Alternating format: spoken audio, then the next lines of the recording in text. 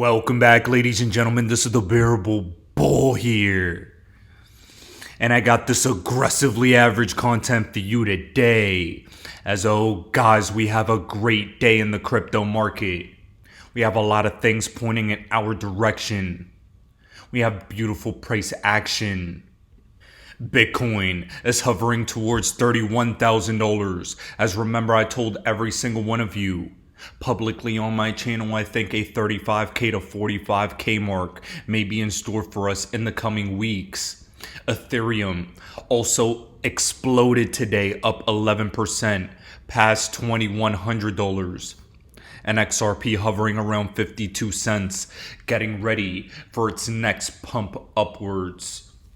And that being said, I'm going to give you all a massive reminder that from the Waters Above Crypto interview we had just a couple days ago, we do expect the potential to break 90 cents to $1. I believe a lot of people after this Waters Above interview got extremely frustrated. And the reason why is because you've been sold a lie by people purporting riddles. David Schwartz just the other day distanced himself from the riddle community, debunked a lot of speculation.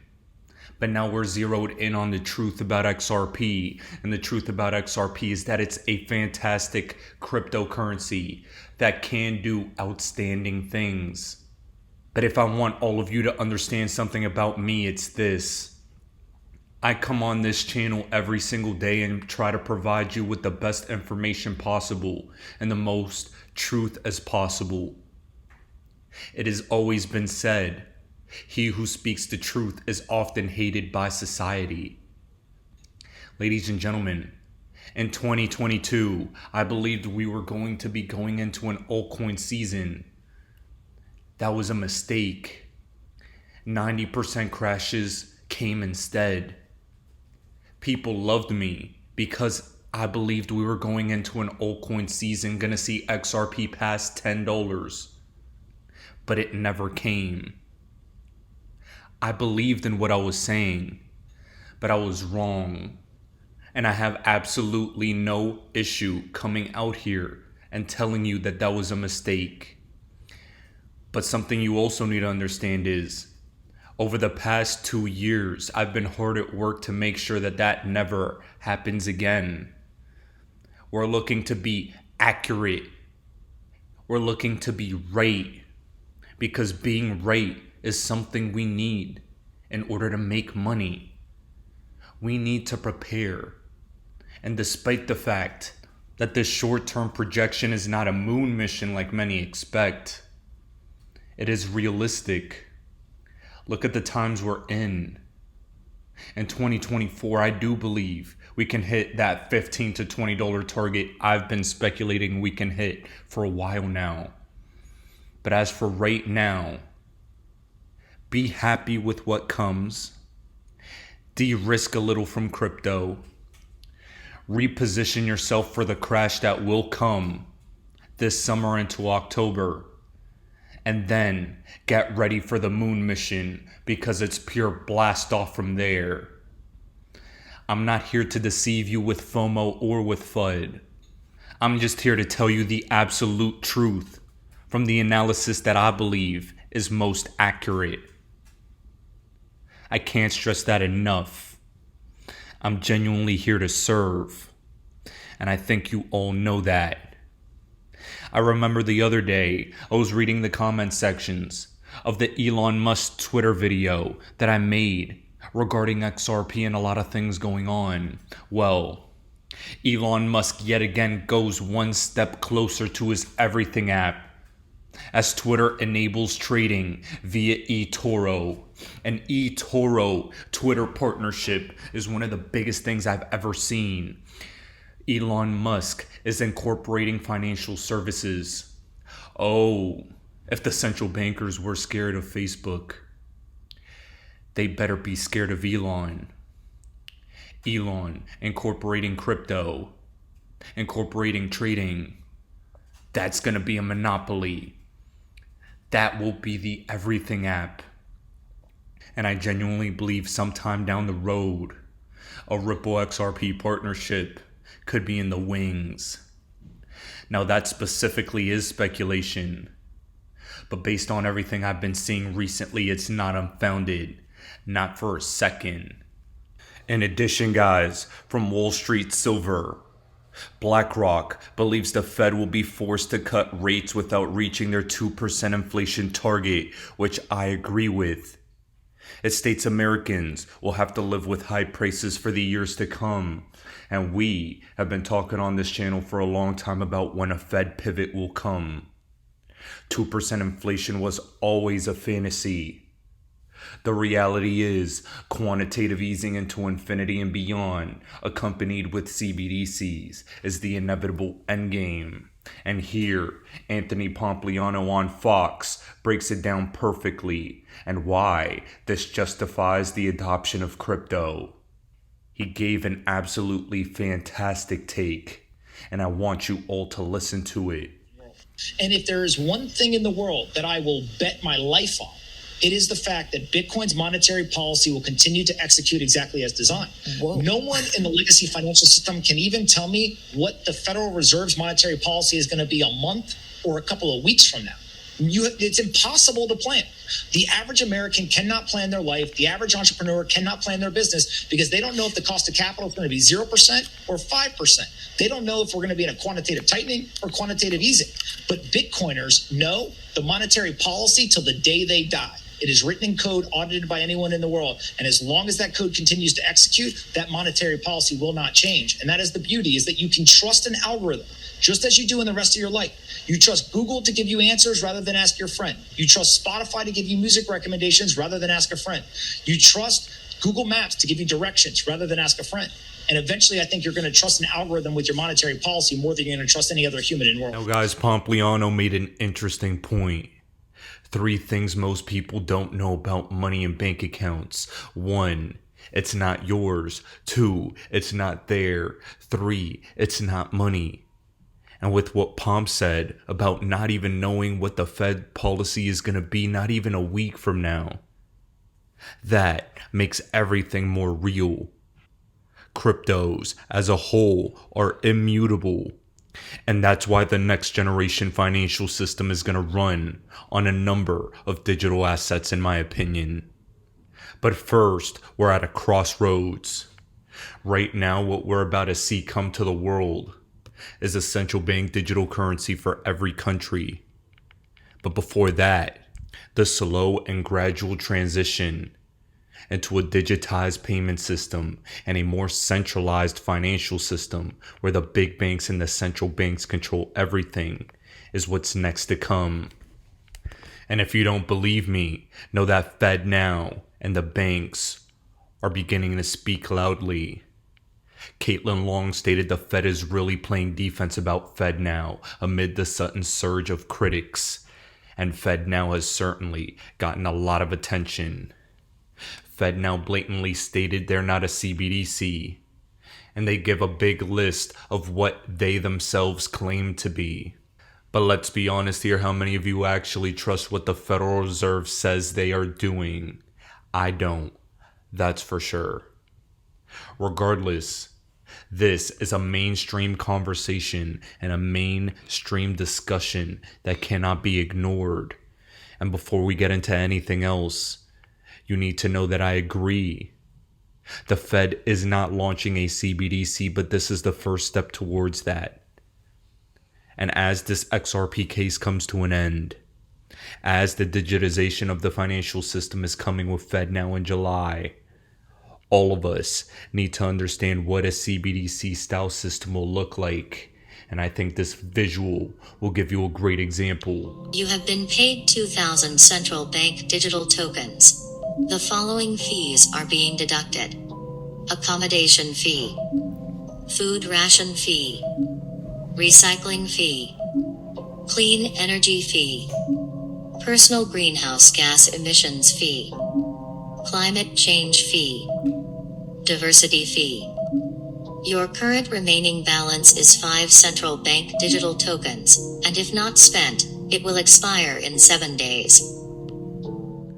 And guys, I hope you paid attention to that, because I am 110% convinced 2023 is going to be the year of the accelerated rollout of central bank digital currencies due to the financial crisis that is looming. It is so close we can feel it. But something I need to stress to give all of you confidence is that XRP was built to solve it. Here, I'm going to show you guys that Christine Lagarde, the former head of the IMF and the current head of the European Central Bank, is over here in Washington, D.C. on behalf of the European Central Bank talking about the current state of world affairs in the financial system. And what I want you all to know is that Lagarde was part of the highest level meetings with Brad Garlinghouse, and I believe during her reign as head of the IMF she helped build the infrastructure for the next gen financial system. I think XRP is going to play a pivotal role in that, and every time she begins speaking as loudly as she has, you better pay attention. She's already calling for a digital euro in October. And I think a lot of things are about to be brought to the forefront very, very soon. Well, I'm here in Washington, D.C. on the occasion of the spring meeting of the IMF and the World Bank. There's a lot of activity going on, and I'm sure the topics will include debt restructuring, financial stability, the fight against inflation, and fragmentation. For my part, as president of the ECB, I will focus on de-entrenching inflation, particularly core inflation, which is our mission. I will talk about entrenching the recovery that we have, and I will talk about the anchoring of inflation expectations, among other things. My hope is that we can have good discussions and that cooperation, multilateralism will be at the core of our debates. Now, ladies and gentlemen, to cap off this video for today, I want to play you this interview from Raoul Pol, as Crypto Eddie has posted something that I've been discussing gradually on this channel for the past couple videos. The United States needs to be very careful, as the largest online-only bank in Hong Kong has started offering crypto to fiat conversion services through licensed crypto exchanges. While the US is getting tyrannical, while the United States is falling behind, while the SEC wants to cripple innovation as opposed to helping protect retail investors, while the SEC has made a climate to destroy American progress when it comes to the digital asset space. Other countries are looking to steal our best entrepreneurs. Gary Gensler is about to get a grilling April 18th by Congress, and they better put him in his place. Gary Gensler is a rogue actor, and the United States SEC is a rogue entity. All of us in this community, especially, and the larger crypto community as a whole, need to band together against this tyranny. And that's the only way we'll be able to win and see the fruits of our investments. I'm a big believer that this Ripple and XRP case will end in our favor. And if it does, good Lord, the floodgates will open. Ladies and gentlemen, this is the Bearable Bull here. Thanks for tuning in. As always, I appreciate every single one of you. Now I'll be back tomorrow with another video. Not being a US citizen, I guess I take a maybe a more global view of their position or where they sit today. I think they need to be careful about risking, the prime position the US dollar has in this market. I think if you looked at it with a cynical view, you could say, the best case outcome from a monetary perspective was that crypto never existed. The second best outcome from a US perspective was it exists, but it trades against a US dollar as the prime currency that it's traded against. And so, if this asset class succeeds and it grows into anything like I expect it to grow into, it'll drag the US dollar into new places, right, into new grounds, and we've kind of seen that with stablecoins. When you move through Southeast Asia, you see people using Tether in jurisdictions where you never saw US dollars before. In a way, it's been that kind of that sort of first wave of pushing the US dollar into new markets. And let's be frank, they need new buyers of US dollars given the deficits that they're running. And so I think the US is in an incredible position of building that kind of new sort of petrodollar type system where they become the kind of core currency against new asset class. And I think they need to be careful they don't miss that, because there is alternatives, right? It wasn't ordained that this asset class had to trade against the US dollar from day one, right? Like it could have had another currency that became that sort of primary currency that it was benchmarked against, and it's just been the US dollar to date. But if that gets too hard... I wonder if the Chinese try and... Because the Chinese have used it for capital flight, so they've kind of liked the stable coin, right? It's been very useful for them. They get money out, Southeast Asians get money in, and it's kind of this nice kind of two-way flow. But what happens if Binance kind of scale the RMB stablecoin, because it's pegged to the dollar? Yeah, it's kind of like a cheeky way of the Chinese financing themselves potentially. Yeah, or a Hong Kong dollar. Like a Hong Kong dollar stablecoin would make a bunch of sense, right? It's a currency, again, pegged around the dollar, and it's a currency that most people in the world, particularly in the finance world, are used to dealing with. And if I was to look around the world at a key competitor for potential US dollar, it would be, Swiss, for stablecoin, it would be Swiss franc and Hong Kong dollar. Now, the Swiss franc has a problem with negative rates, and so it becomes kind of super expensive in a stablecoin construct. But the Hong Kong dollar sits in a pretty good spot, some of the points you mentioned, plus that sort of already ingrained in the sort of the global financial system. So, and the Chinese are ramping up Hong Kong again in crypto terms.